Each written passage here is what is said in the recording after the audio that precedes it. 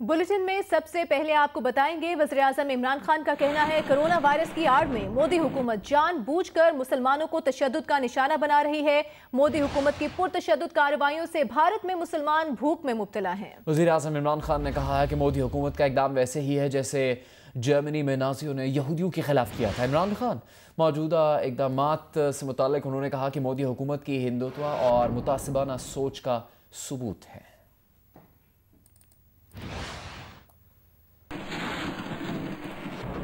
अभी आपको बताएं कि सिंध हुकूमत के तर्जुमान मुर्तज़ा वहाब ने कहा है कि सूबाई वज़ीर सेहत अज़रा पेचो वज़ीर आला मुराद अली शाह के साथ मिलकर उस वक्त से कोरोना वायरस के खिलाफ मुतहरिक हैं जब उन पर तनकीद करने वाले आटा चीनी माफिया को बचाने की तदबीरें कर रहे थे। जारी करता बयान में उन्होंने कहा कि कोरोना वायरस के आगाज़ पर वफाकी वज़रा बकले बजाने में मसरूफ़ थे। वफाकी हुकूमत एयरपोर्ट्स पर मुसाफिरों की स्क्रीनिंग में भी नाकाम हुई। सिंध की वज़ीर सेहत ने कराची एयरपोर्ट पर मुसाफिरों की स्क्रीनिंग का एहतमाम करवाया।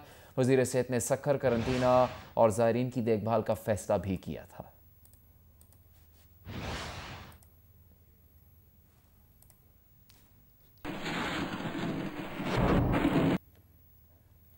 चेयरमैन एनडीएमए ने कहा है कि मई के पहले महीने पर कड़ी निगाह रखना होगी। एनडीएमए की जानिब से वबा से निमटने के लिए इंतजामात जारी हैं। इस वक्त कैरेंटीनास की क्या सूरत हाल है? इस वक्त पाकिस्तान में कोई 17,000 के करीब आईसीयू बेड्स हैं। 17,000 आईसीयू बेड्स हैं, जिसमें पब्लिक सेक्टर के भी हैं, प्राइवेट सेक्टर के भी। ठीक। फिर इनकी बैक पे एक सिस्टम बनाया गया और वो एक्सक्लूसिव ये हैं 17,000 अस्पतालों के अंदर वार्ड के तौर पे। ठीक। इसकी बैक पे एक निज़ाम बनाया गया और एक निज़ाम वो ऐसे था कि वो भी छोटे अस्पतालों में या टेम्परेरी अस्पतालों में कन्वर्ट करने, वो 19,000 के लगभग हैं।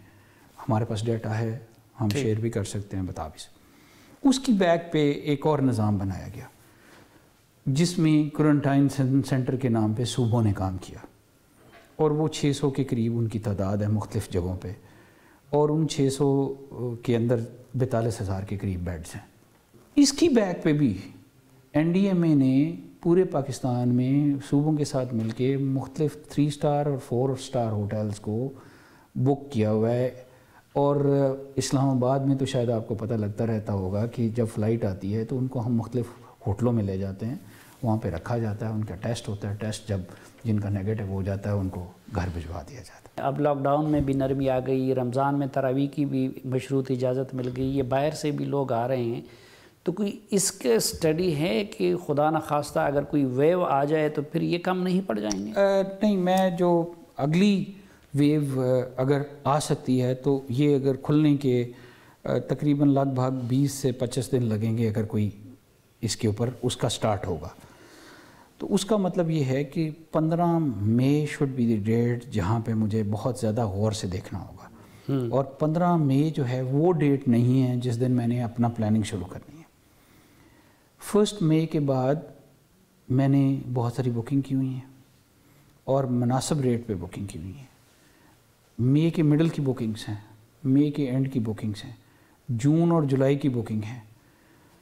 अगर खुदा न खास्ता बहुत ज़्यादा मसाइल का शिकार अगर हम ना हों और हमारी रेशो 1.1 हमारा जो आर है वो रहे तो हम जो सिस्टम जिस तरह हमने प्लान किया हुआ है उसमें हमें मसाइल आने के जल्दी चांसेस कम हैं।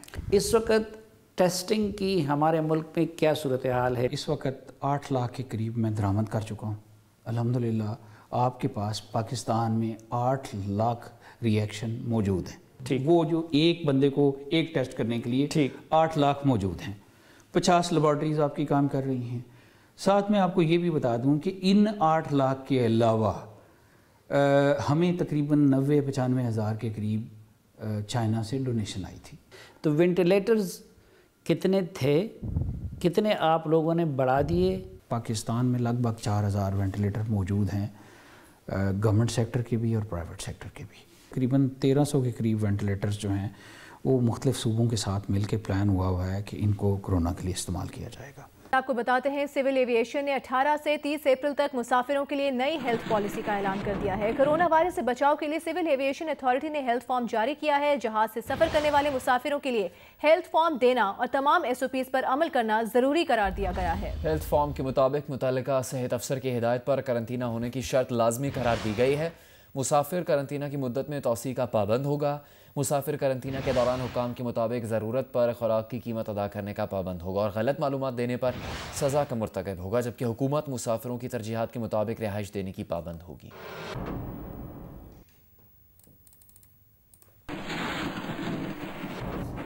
کرکٹر حسن علی نے پتنگ اڑانے کی ویڈیو وائرل ہونے پر معافی مانگی ہے۔ گجرانوالہ پولیس نے حسن علی کے پتنگ اڑانے کا نوٹس لیا تھا۔ حسن علی نے کہا کہ وائرل ہونے والی ویڈیو پرانی ہے۔ جب انہوں نے گاؤں میں ایک کٹی پتنگ کو پکڑ کر اتارا تھا، حسن علی نے کہا کہ اگر ان سے قانون کی خلاف ورزی ہوئی ہے تو وہ معافی چاہتے ہیں۔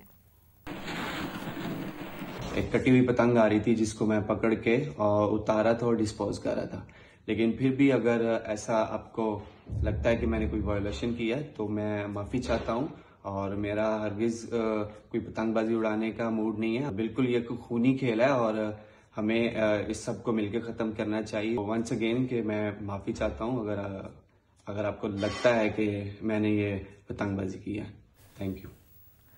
کورونا کا مرکز بننے والے چینی شہر ووہان کی لیبارٹری کی تصاویر نے دنیا کو تشویش میں مبتلا کر دیا ہے۔ کورونا سمیت وائرس کی 1500 اقسام کے نمونے ٹوٹی ہوئی سیل والے ریفریجریٹر میں رکھے گئے تھے۔ انٹرنیٹ پر وائرل ہونے والی یہ تصاویر ووہان کے انسٹیٹیوٹ آف وائرولوجی کی ہے۔ حفاظتی اقدامات کے برعکس اس ریفریجریٹر کی سیل ٹوٹی ہوئی نظر آ رہی ہے، جس میں مختلف وائرس کی 1500 اقسام کے نمونے رکھے گئے تھے۔ یہ سیل ریفریجریٹر میں موجود گیسز اور وائرس کو باہر نکلنے سے روکنے کے لیے لگائی جاتی ہے۔ کرونا وائرس کے باعث دنیا بھر میں 1.5 لاکھ سے زیادہ اموات ہو چکی ہیں۔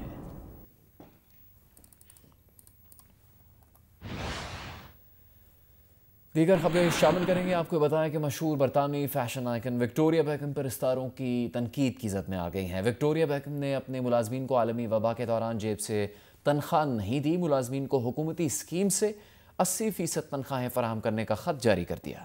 پرستاروں نے سٹار گرل کو نشانے پہ لے لیا اور مالدار ہونے کے باوجود عوامی ٹیکس کے پیسے سے اپنے ملازمین کو تنخواہیں دینے پر انہیں تنقید کا نشانہ بنایا۔ وکٹوریہ بیکم کی فیملی بزنس کے اثاثے 335 ملین پاؤنڈز ہیں، جن میں وکٹوریہ بیکم اکیلی 1.5 ملین پاؤنڈز کی حصے دار ہیں۔ انہوں نے اپنے 30 ملازمین کو لاک ڈاؤن کے دوران گھر بیٹھنے پر جیب سے تنخواہ دینے کی بجائے یہ پیغام دیا کہ وہ اپنی تنخواہوں کا 80% حکومت سے وصول کریں، جو عالمی وبا کے باعث بحران میں گھرے ورکرز کو ایک اسکیم کے تحت تنخواہیں فراہم کر رہی ہے۔ سوشل میڈیا پر ناقادوں نے تنقید کی ہے کہ وکٹوریہ بیکم نے اس بحران کا فائدہ اٹھاتے ہوئے عوام کے ٹیکس کا پیسہ اپنے ملازمین کو دینے کا ذریعہ بنایا۔ پرستاروں نے وکٹوریہ بیکم کو یہ بھی یاد دلایا کہ انہوں نے حال ہی میں میامی میں 20 ملین پاؤنڈز کی مالیت کا پینٹ ہاؤس بھی خریدا ہے۔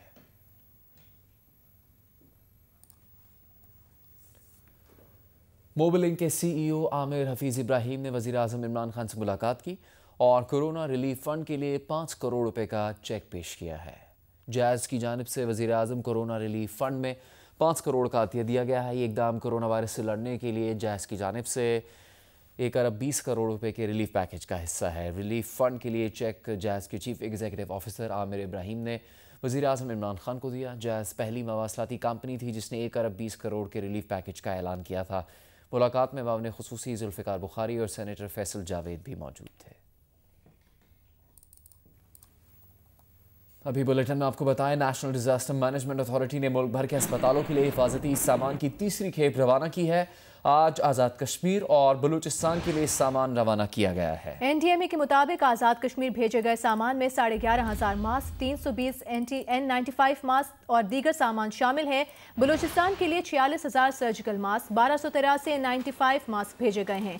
اس کے ساتھ ایک PCR مشین، 2 آٹو سٹرکشن مشینز اور 15,000 ٹیسٹ ریئیکشنز بھی روانہ کیے گئے ہیں۔ امدادی سامان میں سرجیکل ٹوپیاں، جوتوں کے کورز اور حفاظتی گاؤنز بھی شامل ہیں۔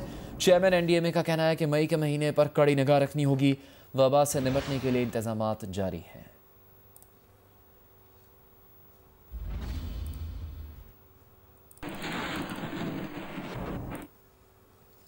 اور جہانگیر ترین کا کہنا ہے اپنے ایک بیان میں کہ ان کی کمپنی کے پاور پروجیکٹ سے متعلق خبر سراسر غلط ہے۔ حقیقت میں سینٹرل پاور پرچیزنگ ایجنسی نے ان کے 3 ارب 90 کروڑ روپے کی کٹوتی کر دی تھی۔ جہانگیر ترین کا کہنا ہے کہ انہوں نے اس کٹوتی کے خلاف ہائی کورٹ میں اپیل دائر کر رکھی ہے۔